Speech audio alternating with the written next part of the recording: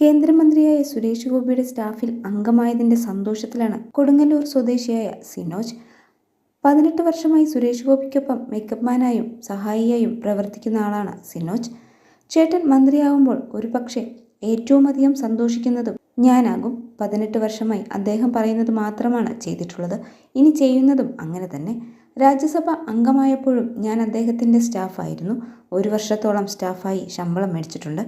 സുരേഷിന്റെ മേക്കപ്പ് അസിസ്റ്റന്റായാണ് ആദ്യം കൂടെ കൂടുന്നത്. പ്രതീക്ഷിതമായാണ് മേക്കപ്പ് മാനായി എന്നെ അദ്ദേഹം പരിഗണിക്കുന്നത്. ആദ്യം മേക്കപ്പ് ഇട്ടപ്പോൾ ചെറിയ വിറയലൊക്കെ ഉണ്ടായിരുന്നു. അത് പേടികൊണ്ടാണെന്ന് സുരേഷേട്ടന് അറിയാമായിരുന്നു. ആദ്യ സിനിമ കഴിഞ്ഞപ്പോൾ അടുത്ത പടത്തിൽ എൻ്റെ കൂടെ വരുന്നോ എന്ന് ചോദിച്ചു. അന്നു തൊട്ട് ഇപ്പോൾ വരെ സുരേഷേട്ടനൊപ്പം ഞാനുണ്ട്. സിനോജിന്റെ വാക്കുകൾ.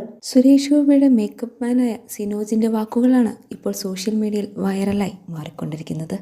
ജനവിധിയിലൂടെ കേരളത്തിൽ നിന്ന് കേന്ദ്ര മന്ത്രിസഭയിലെത്തുന്ന ആദ്യ BJP നേതാവെന്ന സവിശേഷതയാണ് സുരേഷ് ഗോപി ഇപ്പോൾ സ്വന്തമാക്കിയിരിക്കുന്നത്.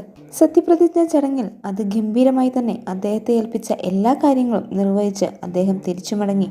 സത്യപ്രതിജ്ഞ ചെയ്ത സന്തോഷവും അഭിമാനവുമെല്ലാം അദ്ദേഹത്തിന്റെ മുഖത്ത് കാണാമായിരുന്നു. വർഷങ്ങളായി തൃശ്ശൂർ ഭരിച്ചിരുന്നത് കോൺഗ്രസ് ആയിരുന്നു.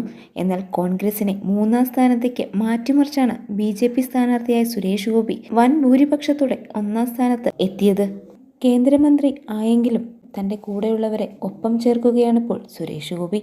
സുരേഷ് ഗോപിയുടെ ഈ സ്വഭാവ സവിശേഷത തന്നെയാണ് താരത്തെ വിജയിപ്പിക്കാൻ കാരണമായതും.